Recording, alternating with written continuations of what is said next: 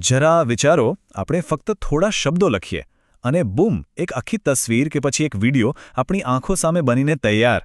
ના, આ કોઈ સાયન્સ ફિક્શન ફિલ્મની વાત નથી. આ તો આર્ટિફિશિયલ ઇન્ટેલિજન્સ એટલે કે એઆઈની નવી હકીકત છે. અને હા, હકીકત છે ને, એ ફોટોગ્રાફીની દુનિયાને મૂળમાંથી બદલી રહી છે. તો ચાલો આજે આપણે એ જ સમજવાની કોશિશ કરીએ કે આ ટેકનોલોજી કઈ રીતે કલા અને હા, સત્યની વ્યાખ્યાને પણ એક નવો જ આકાર આપી રહી છે. જો આ તસવીરને એકદમ રિયલ લાગે છે નહીં? પણ સાચું કહું, આ જગ્યા, આ દૃશ્ય ક્યારે હતું જ નહીં. આ કોઈ ફોટોગ્રાફરનો કમાલ નથી. આ તો એઆઈએ માત્ર એક વાક્ય પરથી બનાવેલી છબી છે. બસ આ જ તો એઆઈનો જાદુ છે, જ્યાં આપણી કલ્પના અને કોમ્પ્યુટરનો કોડ ભેગા મળીને કંઈક એવું બનાવે છે જે ખરેખર અનોખું છે. હવે આ જોયા પછી મનમાં સવાલો તો થાય જ ને કે ભાઈ, જો કોઈ મશીન તસવીર બનાવે તો શું એને ફોટોગ્રાફી કહેવાય? અને એનાથી પણ મોટો સવાલ, શું એક મશીનની બનાવેલી વસ્તુને કલાનો દરજ્જો આપી શકાય? અને સાચું કહું ને તો આ એ જ સવાલો છે જેની સાથે આજે આખી દુનિયાના કલાકારો અને ટેક એક્સપર્ટ્સ માથું ખંજવાળી રહ્યા છે. તો ચાલો આ સવાલોના જવાબ શોધીએ, પણ એના માટે પહેલાં એ સમજવું પડશે કે એઆઈ અહીં સુધી પહોંચ્યું કઈ રીતે. જુઓ, શરૂઆતમાં એઆઈ કેવું હતું? ફોટો એડિટિંગમાં એક નાનકડો હેલ્પર. ફોટોને જરા સારો બનાવી દે, બેકગ્રાઉન્ડ કાઢી નાખે, બસ એટલું જ. પણ હવે એ ખાલી હેલ્પર નથી રહ્યું, એ તો પોતે જ એક ક્રિએટર, એક સર્જક બની ગયું છે.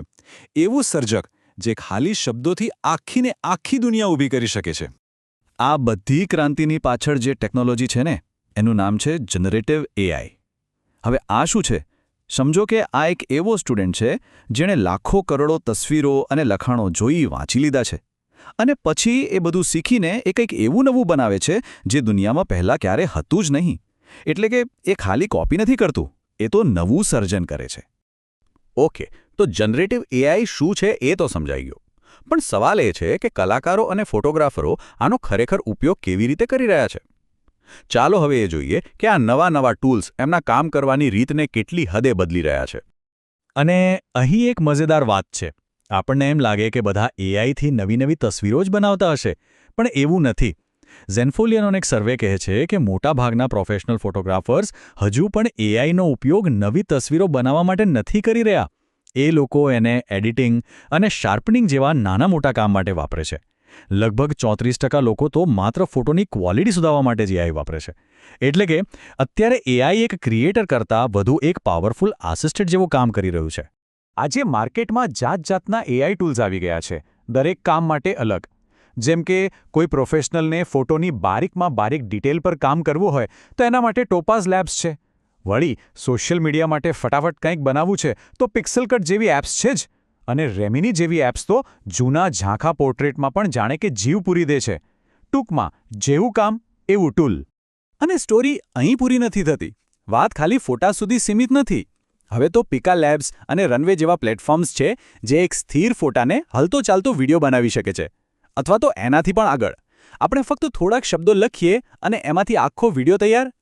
આ તો વિડીયો બનાવવાની દુનિયામાં એક મોટી ક્રાંતિ જેવું છે. તો એઆઈની તાકાત બે અલગ રીતે જોવા મળે છે. એક બાજુ એ શૂન્યમાંથી, એટલે કે કશું જ ના હોય ત્યાંથી એક આખી કાલ્પનિક દુનિયા બનાવી શકે છે. અને બીજી બાજુ એ રિયલ ફોટોમાં પણ જાદુ કરી શકે છે. માનો કે કોઈ વસ્તુ ગમતી નથી, ચપટી વગાડતા એને ગાયબ કરી દે કે પછી બદલી નાખે. આનાથી કલાકારોને પોતાની કલ્પના પર એવો કંટ્રોલ મળે છે જે પહેલાં ક્યારેય નહોતો. પણ એઆઈથી વિડીયો બનાવવામાં એક મોટો પ્રોબ્લેમ આવે છે. પ્રોબ્લેમ એ છે કે આખા વિડીયોમાં એક જ કેરેક્ટર અને સ્ટાઇલ કેવી રીતે જાળવી રાખવી? પણ ફિલ્મમેકર્સે એનો પણ એક જુગાડ શોધી કાઢ્યો છે, જેને સ્ટોરી બોર્ડ ગ્રેડ ટેકનિક કહે છે. એમાં શું થાય? પહેલાં એક જ કમાન્ડથી આખી સ્ટોરીની અલગ તસવીરોની એક ગ્રીડ બનાવી લેવાય. પછી એ દરેક તસવીરને અલગ એનિમેટ કરાય અને છેલ્લે બધા ટુકડાઓને જોડીને એક આખી ફિલ્મ બનાવી દેવાય. બસ આનાથી આખા વિડીયોમાં કન્સિસ્ટન્સી જળવાઈ રહે છે.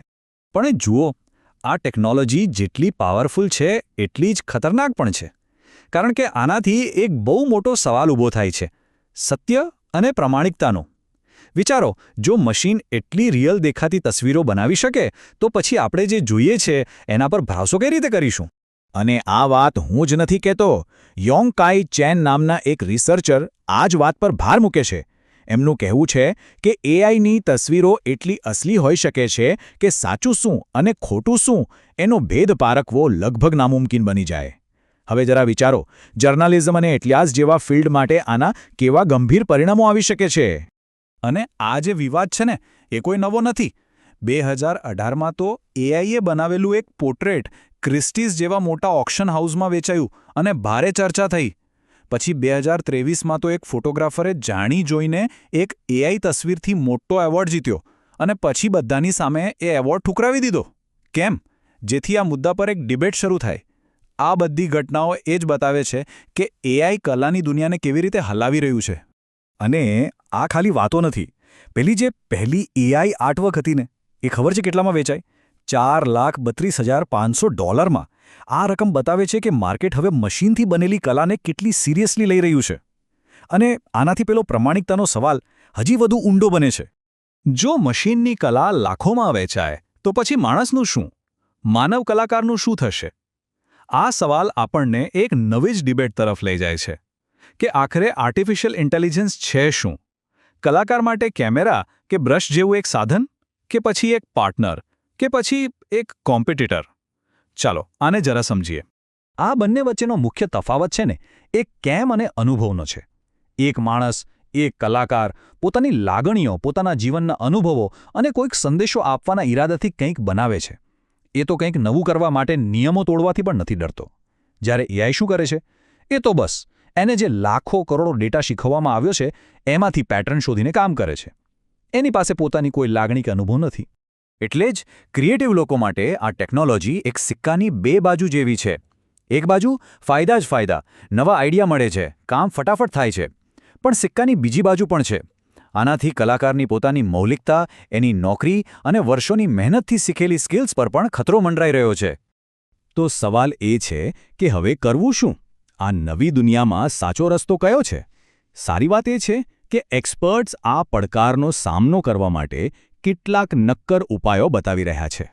મુખ્યત્વે 4 પગલાં લેવાની જરૂર છે. સૌથી પહેલું, જે કંઈ પણ એઆઈથી બન્યું હોય એના પર સ્પષ્ટ લેબલ લગાવો. બીજું, આ ટેકનોલોજીના ઉપયોગ માટે ચોક્કસ નૈતિક નિયમો બનાવો. ત્રીજું, કોપીરાઇટના જૂના કાયદાઓને આ નવા જમાના પ્રમાણે અપડેટ કરો. અને ચોથું અને સૌથી અગત્યનું, લોકોને એજ્યુકેટ કરો, જેથી તેઓ સાચું શું અને નકલ શું એ ઓળખી શકે. આખરે આપણે એ યાદ રાખવું જોઈએ કે કલા અને ટેકનોલોજીનો સંબંધ કંઈ આજકાલનો નથી. એ હંમેશા સાથે જ ચાલ્યા છે. જ્યારે ફોટોગ્રાફી આવી ત્યારે પેઇન્ટિંગ બદલાયું, જ્યારે સિનેમા આવ્યું ત્યારે થિયેટર બદલાયું. એઆઈ એ આ લાંબી વાર્તાનું બસ એક નવું ચેપ્ટર છે. અને આ ચેપ્ટર આપણને એક બહુ મોટા સવાલ સાથે છોડી જાય છે કે આખરે એઆઈ શું બનશે? માણસની ક્રિએટિવિટીને અનેક ગણી વધારનારું એક શક્તિશાળી સાધન, કે પછી સમય જતાં માણસની જગ્યા જ લઈ લેનાર એક રિપ્લેસમેન્ટ? આનો જવાબ અત્યારે કોઈની પાસે નથી. જવાબ તો ભવિષ્યમાં આપણે પોતે જ લખીશું. એ રીતે જે રીતે આપણે આ ટેકનોલોજીનો ઉપયોગ કરીશું.